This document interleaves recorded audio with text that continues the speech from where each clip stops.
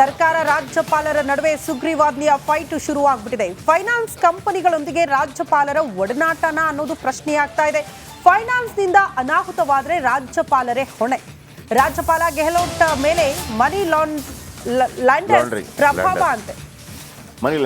Okay, ಮಾಜಿ ಸಂಸದ VS Ugrappa ಇಂಥದ್ದೊಂದು ಗಂಭೀರ ಆರೋಪ ಮಾಡಿದ್ದಾರೆ.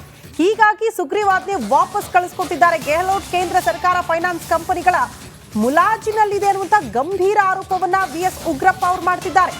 ಪದೇ ಪದೇ ಕ್ಲಾರಿಟಿ ಕೇಳಿ ಸುಗ್ರೀವಾಜ್ಞೆಗೆ ಅಂಕಿತ ಹಾಕದೆ ರಾಜ್ಯಪಾಲರು ವಾಪಸ್ ಕಳಿಸ್ತಿದ್ದಾರಲ್ಲ, ಅವರ ಮುಲಾಜಲ್ಲಿ ಕೇಂದ್ರ ಸರ್ಕಾರ ಇದೆ, ರಾಜ್ಯಪಾಲರಿದ್ದಾರೆ ಅಂತ ವಿಎಸ್ ಉಗ್ರಪ್ಪನವರು ಮಾತನಾಡಿದ್ದಾರೆ.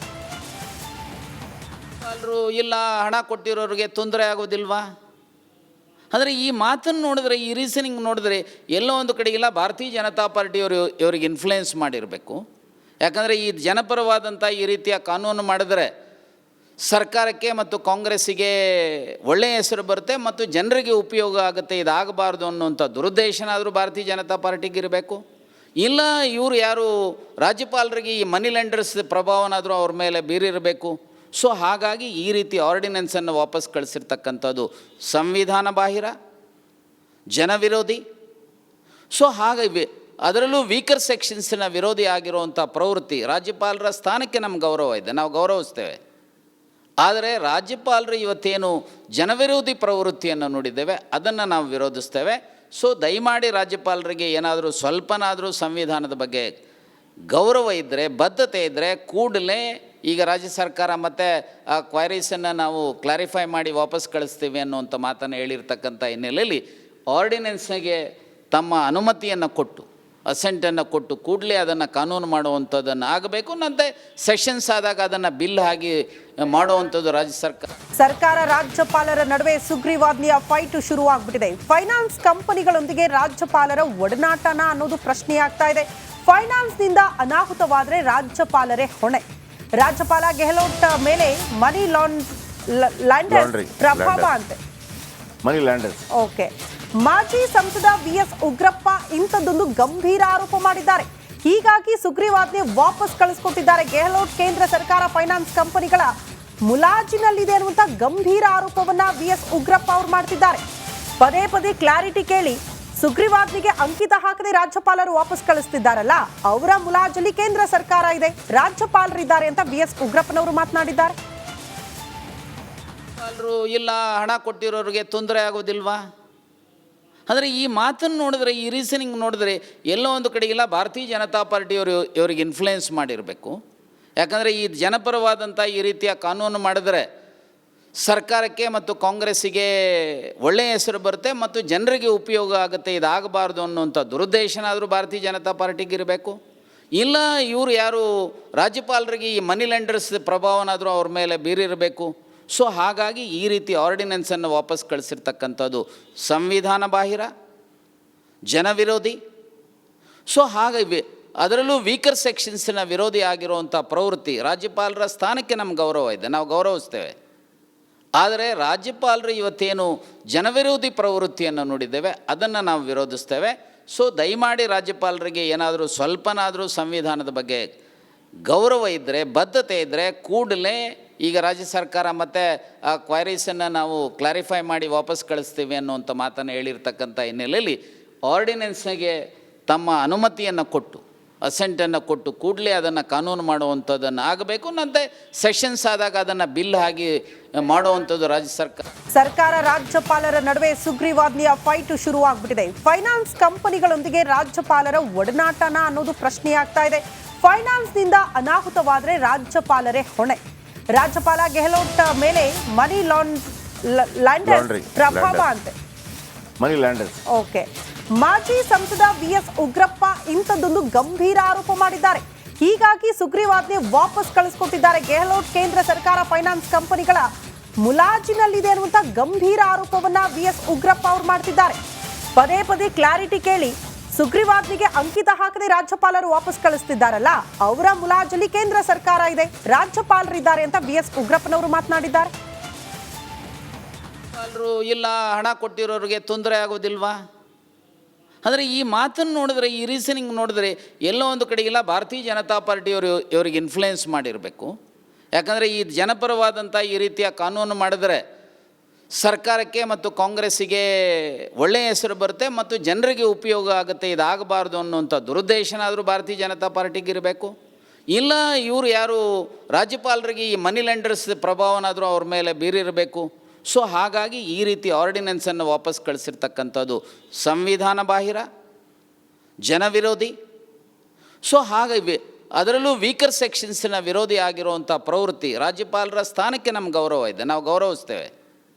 ಆದರೆ ರಾಜ್ಯಪಾಲರು ಇವತ್ತೇನು ಜನವಿರೋಧಿ ಪ್ರವೃತ್ತಿಯನ್ನು ನೋಡಿದ್ದೇವೆ ಅದನ್ನು ನಾವು ವಿರೋಧಿಸ್ತೇವೆ.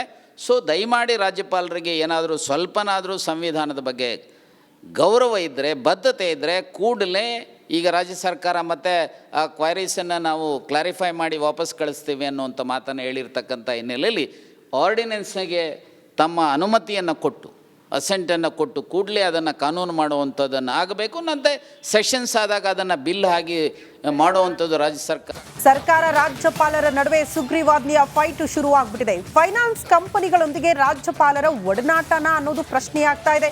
ಫೈನಾನ್ಸ್ನಿಂದ ಅನಾಹುತವಾದರೆ ರಾಜ್ಯಪಾಲರೇ ಹೊಣೆ. ರಾಜ್ಯಪಾಲ ಗೆಹ್ಲೋಟ್ ಮೇಲೆ ಮನಿ ಲಾಂಡರ್ ಪ್ರಭಾವ ಅಂತೆ. ಮನಿ ಲ್ಯಾಂಡರ್ಸ್. ಓಕೆ. ಮಾಜಿ ಸಂಸದ ವಿಎಸ್ ಉಗ್ರಪ್ಪ ಇಂಥದ್ದೊಂದು ಗಂಭೀರ ಆರೋಪ ಮಾಡಿದ್ದಾರೆ. ಹೀಗಾಗಿ ಸುಗ್ರೀವಾಜ್ಞೆ ವಾಪಸ್ ಕಳಿಸ್ಕೊಟ್ಟಿದ್ದಾರೆ. ಗೆಹ್ಲೋಟ್ ಕೇಂದ್ರ ಸರ್ಕಾರ ಫೈನಾನ್ಸ್ ಕಂಪನಿಗಳ ಮುಲಾಜಿನಲ್ಲಿದೆ ಅನ್ನುವಂಥ ಗಂಭೀರ ಆರೋಪವನ್ನ ವಿಎಸ್ ಉಗ್ರಪ್ಪ ಅವರು ಮಾಡ್ತಿದ್ದಾರೆ. ಪದೇ ಪದೇ ಕ್ಲಾರಿಟಿ ಕೇಳಿ ಸುಗ್ರೀವಾಜ್ಞೆಗೆ ಅಂಕಿತ ಹಾಕದೆ ರಾಜ್ಯಪಾಲರು ವಾಪಸ್ ಕಳಿಸ್ತಿದ್ದಾರಲ್ಲ, ಅವರ ಮುಲಾಜಲ್ಲಿ ಕೇಂದ್ರ ಸರ್ಕಾರ ಇದೆ, ರಾಜ್ಯಪಾಲರಿದ್ದಾರೆ ಅಂತ ವಿಎಸ್ ಉಗ್ರಪ್ಪನವರು ಮಾತನಾಡಿದ್ದಾರೆ. ಇಲ್ಲ ಹಣ ಕೊಟ್ಟಿರೋರಿಗೆ ತೊಂದರೆ ಆಗೋದಿಲ್ವಾ? ಅಂದರೆ ಈ ಮಾತನ್ನು ನೋಡಿದ್ರೆ, ಈ ರೀಸನಿಂಗ್ ನೋಡಿದ್ರೆ ಎಲ್ಲೋ ಒಂದು ಕಡೆಗೆಲ್ಲ ಭಾರತೀಯ ಜನತಾ ಪಾರ್ಟಿಯವರು ಇವರಿಗೆ ಇನ್ಫ್ಲುಯೆನ್ಸ್ ಮಾಡಿರಬೇಕು. ಯಾಕಂದರೆ ಈ ಜನಪರವಾದಂಥ ಈ ರೀತಿಯ ಕಾನೂನು ಮಾಡಿದ್ರೆ ಸರ್ಕಾರಕ್ಕೆ ಮತ್ತು ಕಾಂಗ್ರೆಸ್ಸಿಗೆ ಒಳ್ಳೆಯ ಹೆಸರು ಬರುತ್ತೆ ಮತ್ತು ಜನರಿಗೆ ಉಪಯೋಗ ಆಗುತ್ತೆ. ಇದಾಗಬಾರ್ದು ಅನ್ನುವಂಥ ದುರುದ್ದೇಶನಾದರೂ ಭಾರತೀಯ ಜನತಾ ಪಾರ್ಟಿಗೆ ಇರಬೇಕು. ಇಲ್ಲ ಇವರು ಯಾರು ರಾಜ್ಯಪಾಲರಿಗೆ ಈ ಮನಿ ಲೆಂಡರ್ಸ್ ಪ್ರಭಾವನಾದರೂ ಅವ್ರ ಮೇಲೆ ಬೀರಿರಬೇಕು. ಸೊ ಹಾಗಾಗಿ ಈ ರೀತಿ ಆರ್ಡಿನೆನ್ಸನ್ನು ವಾಪಸ್ ಕಳಿಸಿರ್ತಕ್ಕಂಥದ್ದು ಸಂವಿಧಾನ ಬಾಹಿರ, ಜನವಿರೋಧಿ. ಸೊ ಹಾಗೆ ಅದರಲ್ಲೂ ವೀಕರ್ ಸೆಕ್ಷನ್ಸಿನ ವಿರೋಧಿ ಆಗಿರುವಂಥ ಪ್ರವೃತ್ತಿ, ರಾಜ್ಯಪಾಲರ ಸ್ಥಾನಕ್ಕೆ ನಮ್ಗೆ ಗೌರವ ಇದೆ, ನಾವು ಗೌರವಿಸ್ತೇವೆ. ಆದರೆ ರಾಜ್ಯಪಾಲರು ಇವತ್ತೇನು ಜನವಿರೋಧಿ ಪ್ರವೃತ್ತಿಯನ್ನು ನೋಡಿದ್ದೇವೆ ಅದನ್ನು ನಾವು ವಿರೋಧಿಸ್ತೇವೆ.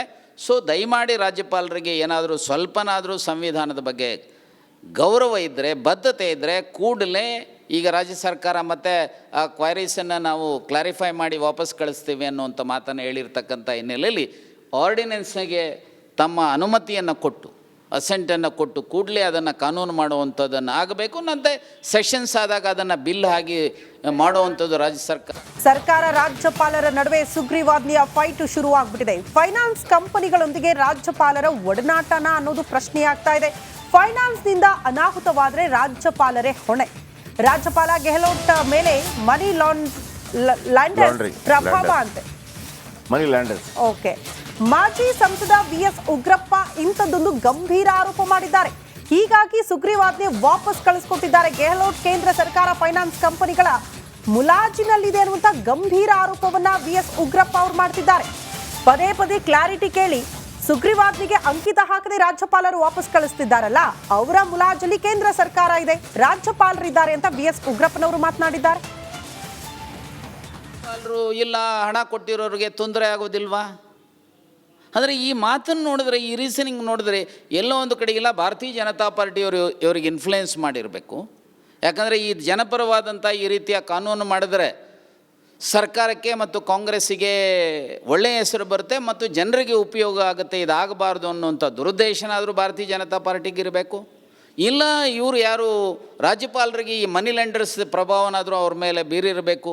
ಸೊ ಹಾಗಾಗಿ ಈ ರೀತಿ ಆರ್ಡಿನೆನ್ಸನ್ನು ವಾಪಸ್ ಕಳಿಸಿರ್ತಕ್ಕಂಥದ್ದು ಸಂವಿಧಾನ ಬಾಹಿರ, ಜನವಿರೋಧಿ.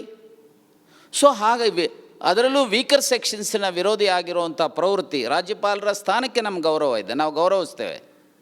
ಆದರೆ ರಾಜ್ಯಪಾಲರು ಇವತ್ತೇನು ಜನವಿರೋಧಿ ಪ್ರವೃತ್ತಿಯನ್ನು ನೋಡಿದ್ದೇವೆ ಅದನ್ನು ನಾವು ವಿರೋಧಿಸ್ತೇವೆ. ಸೊ ದಯಮಾಡಿ ರಾಜ್ಯಪಾಲರಿಗೆ ಏನಾದರೂ ಸ್ವಲ್ಪನಾದರೂ ಸಂವಿಧಾನದ ಬಗ್ಗೆ ಗೌರವ ಇದ್ದರೆ, ಬದ್ಧತೆ ಇದ್ದರೆ ಕೂಡಲೇ ಈಗ ರಾಜ್ಯ ಸರ್ಕಾರ ಮತ್ತು ಆ ಕ್ವೈರೀಸನ್ನು ನಾವು ಕ್ಲಾರಿಫೈ ಮಾಡಿ ವಾಪಸ್ ಕಳಿಸ್ತೀವಿ ಅನ್ನುವಂಥ ಮಾತನ್ನು ಹೇಳಿರ್ತಕ್ಕಂಥ ಹಿನ್ನೆಲೆಯಲ್ಲಿ ಆರ್ಡಿನೆನ್ಸ್ಗೆ ತಮ್ಮ ಅನುಮತಿಯನ್ನು ಕೊಟ್ಟು, ಅಸೆಂಟನ್ನು ಕೊಟ್ಟು